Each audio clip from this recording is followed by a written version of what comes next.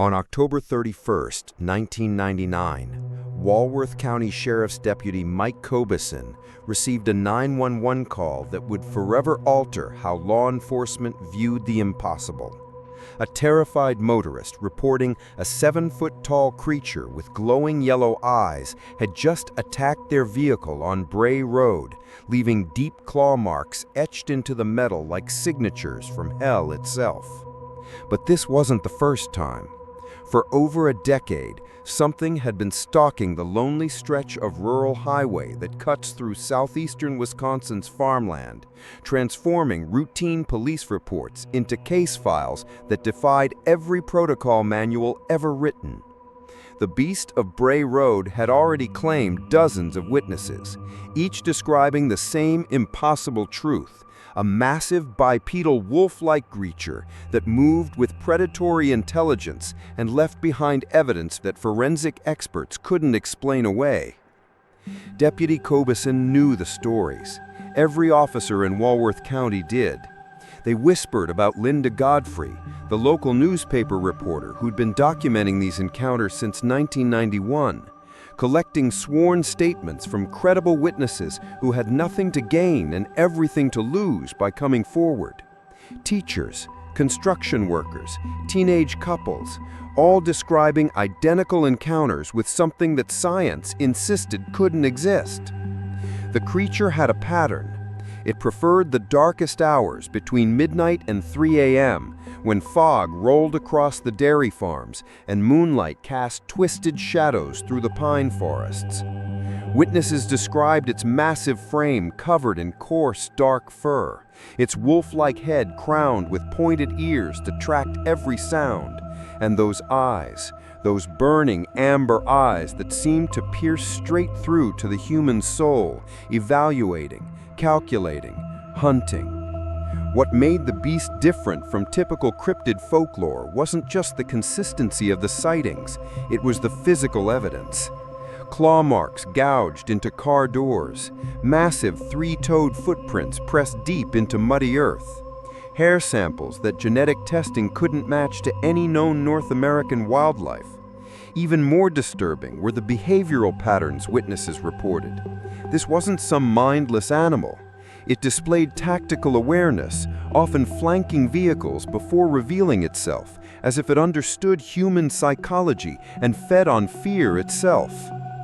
The October 31st caller was shaking so violently they could barely speak coherent words into the phone. They described how the creature had emerged from the tree line like liquid shadow, moving with impossible speed to intercept their car. It hadn't just approached, it had stalked them methodically for over 2 miles, keeping pace with their vehicle at 60 miles per hour, its eyes never breaking contact through the passenger window. By the time Deputy Cobison arrived at the scene, the witness had managed to drive to safety, but the evidence was undeniable. Fresh gouges scarred the vehicle's passenger door, 4 parallel cuts that penetrated the metal with surgical precision. The spacing and depth suggested claws unlike anything in Wisconsin's documented wildlife registry. As Cobison photographed the damage and collected the witness statement, he couldn't shake the feeling that something was watching from the darkness beyond his patrol car's headlights. The October wind carried an unfamiliar scent through the trees, musky, predatory, ancient, something that had been waiting in these shadows far longer than any of them realized. But this was only the beginning of a night that would reveal just how many creatures have been documented by multiple witnesses across America. And if you're ready to uncover the truth behind these encounters that law enforcement can't explain, make sure to subscribe and hit that notification bell, because what happens next in Point Pleasant, West Virginia will challenge everything you thought you knew about what's really out there in the darkness.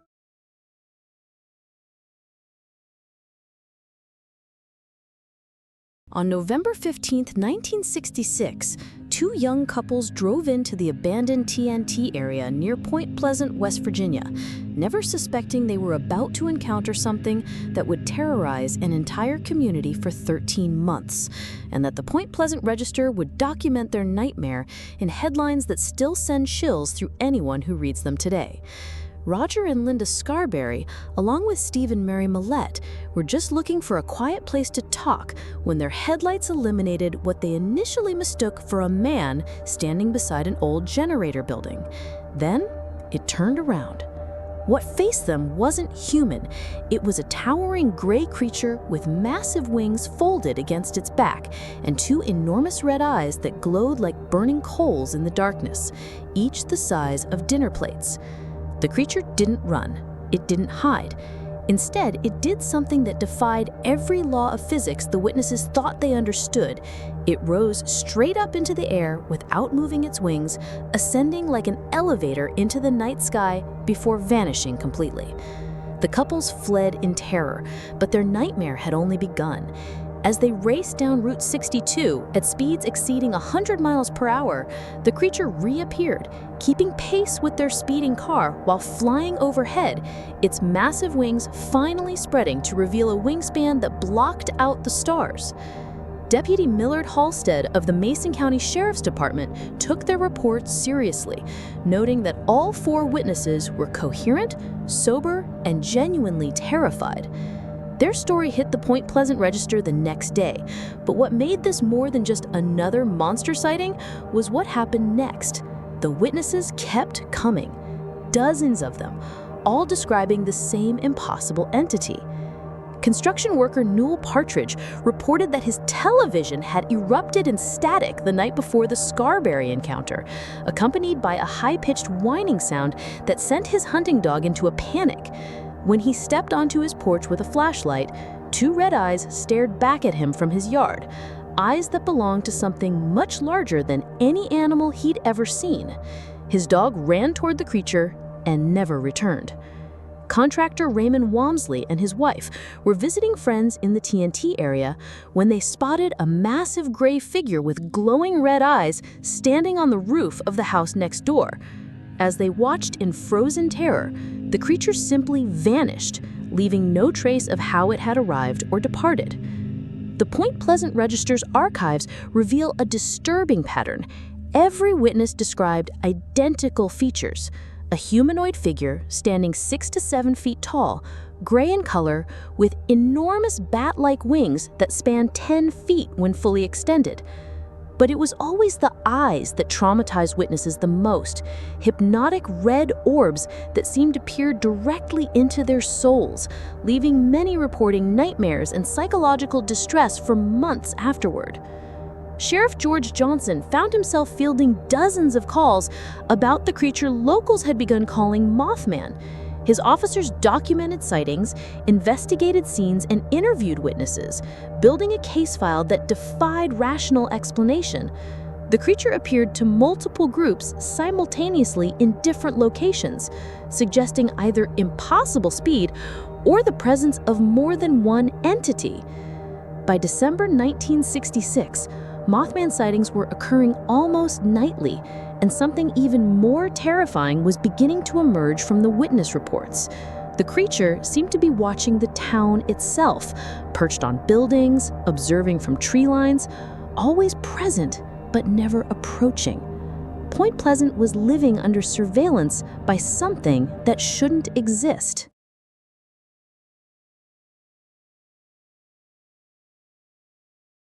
At 3 a.m. on May 2nd, 1971, the Ford family's screams shattered the quiet of Fouke, Arkansas, as something massive crashed through their screen door and began clawing at the walls of their home, an attack so violent and well-documented that it would eventually inspire a Hollywood film and force the Miller County Sheriff's Department to confront the reality that something prehistoric was stalking their jurisdiction.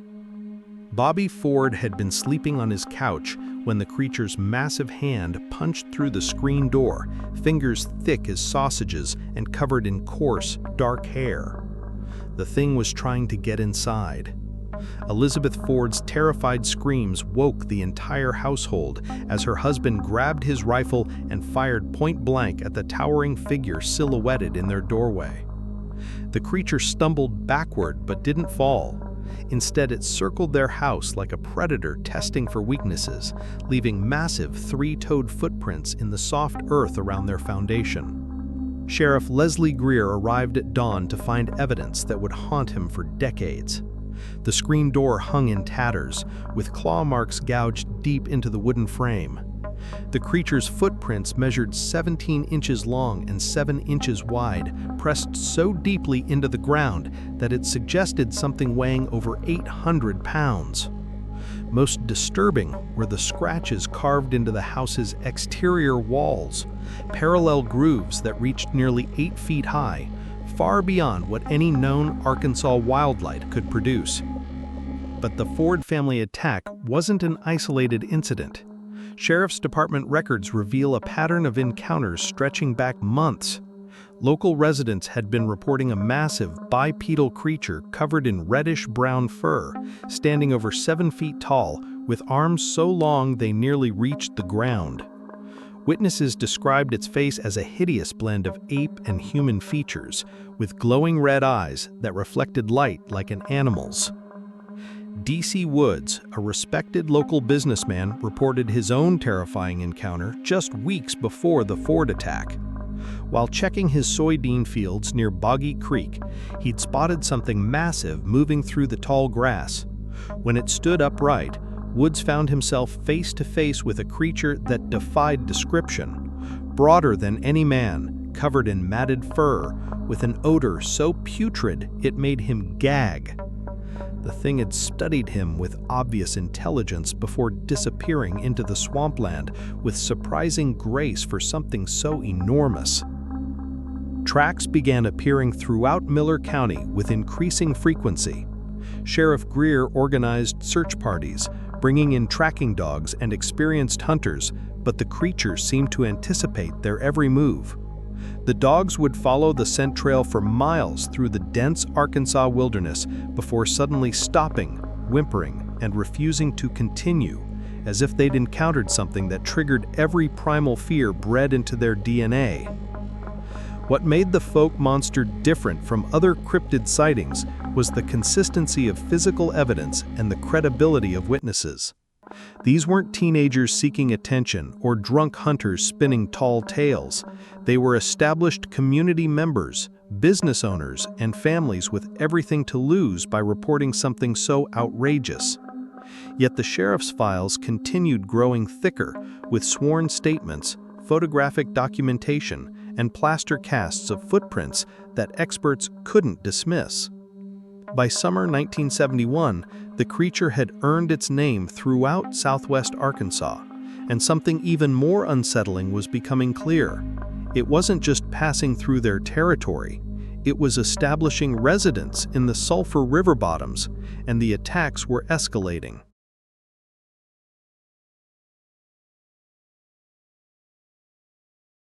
On March 8, 1995, veterinarian Dr. Carlos Soto stood in a field in Canovanas, Puerto Rico, staring at 8 dead goats that had been drained completely of blood through 2 precise puncture wounds in their necks, marking the first documented case that would launch a cryptid phenomenon so terrifying it would force the Puerto Rican government to deploy military units and establish official investigation protocols within months.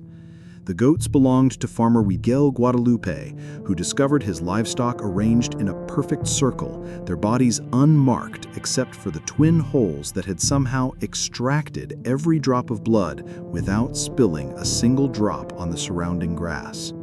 Dr. Soto's veterinary report, filed with the Department of Agriculture, described the precision of the wounds as surgically exact, penetrating directly into the carotid artery with an accuracy that suggested either advanced intelligence or biological adaptations unlike anything in his 30 years of veterinary practice. Within weeks, the attacks had spread across the island like wildfire. Government veterinary reports documented over 150 dead animals in towns from Bayamon to Caguas, all exhibiting identical characteristics: complete blood drainage through dual puncture wounds, no signs of struggle, and most disturbing of all, the complete absence of decomposition, even days after death. The bodies remained perfectly preserved, as if something had extracted not just their blood, but their very life essence. Madeline Tolentino's encounter on August 21, 1995, provided the first detailed eyewitness account that would define the creature forever. While driving through Canovanas with her children, she spotted something crossing the road that made her slam on the brakes in terror. Standing 4 feet tall on powerful hind legs was a creature that seemed designed by nightmares. Gray-green skin stretched tight over a reptilian frame, enormous black eyes that reflected the sunlight like obsidian mirrors, and a row of sharp spines running down its back. Most horrifying were the creature's arms, which ended in long, thin fingers tipped with needle-sharp claws, perfectly designed for precision puncturing. The Puerto Rican government's response was unprecedented. Department of Agriculture investigators Luis Guadalupe Rivera and his team began documenting every attack, collecting blood samples, photographing wounds, and interviewing witnesses. Their classified reports, later obtained through Freedom of Information requests, revealed a pattern that defied conventional predator behavior. The creature, which locals had begun calling El Chupacabras, the goat sucker, displayed tactical intelligence, avoiding farms with guard dogs, striking only during new moon phases, and somehow managing to drain animals weighing over 200 pounds without leaving defensive wounds or signs of struggle. Dr. Hector Pesquera, the island's leading forensic pathologist, examined dozens of victim animals and submitted reports to the Commonwealth government that raised more questions than answers. The blood extraction was complete and precise, but showed no evidence of external suction devices. Internal organs remained intact, but completely desiccated. Most puzzling was the lack of predation. This creature wasn't feeding on flesh or organs, only blood, and it possessed the anatomical knowledge to locate major arteries with surgical accuracy. By December 1995, Chupacabra sightings had spread beyond Puerto Rico to Mexico, Chile, and throughout Central America. Government agricultural departments across Latin America were documenting identical attack patterns, suggesting either multiple creatures sharing the same biological blueprint or a single entity capable of traveling vast distances with impossible speed. The creature wasn't just hunting livestock, it was systematically terrorizing an entire region, and every government veterinary report reaching officials' desks confirmed the same impossible truth. Something was out there that science couldn't explain.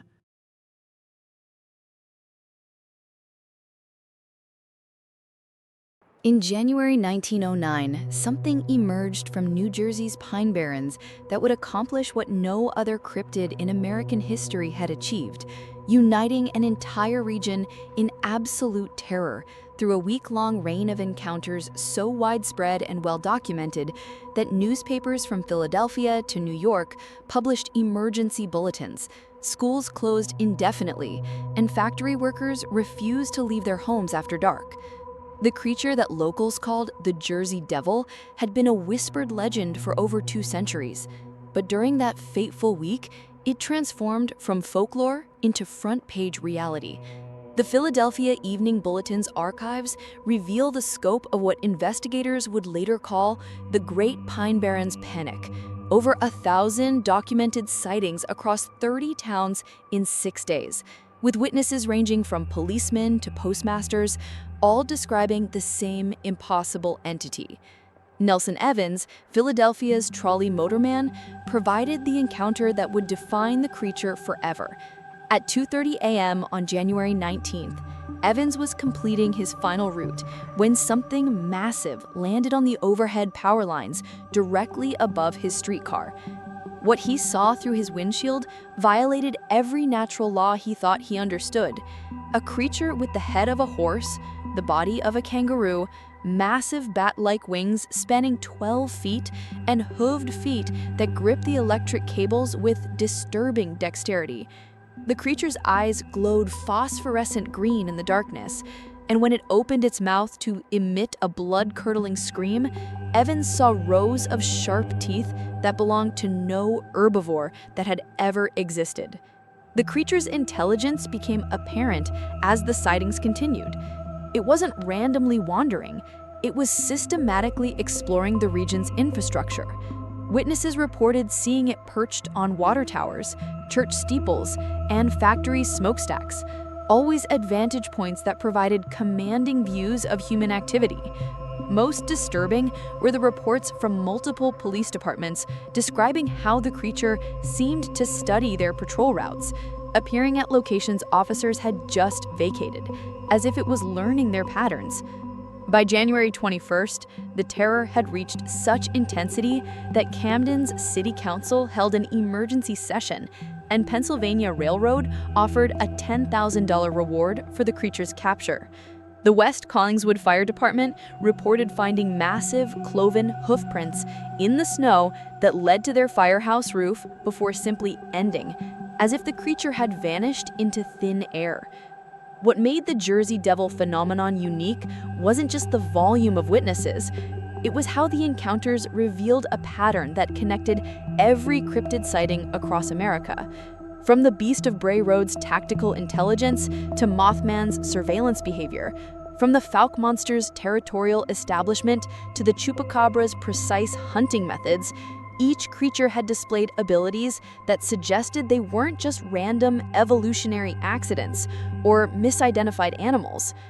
The final sighting came on January 23rd when Pennsylvania State Police Officer James Sackville reported watching the creature rise from the Pine Barrens and fly southeast toward the Atlantic Ocean until it disappeared beyond the horizon. The mass panic subsided as suddenly as it had begun, but the questions lingered in official reports that remain filed in state archives today. These 5 cryptid encounters, separated by decades and thousands of miles, share too many similarities to dismiss as coincidence.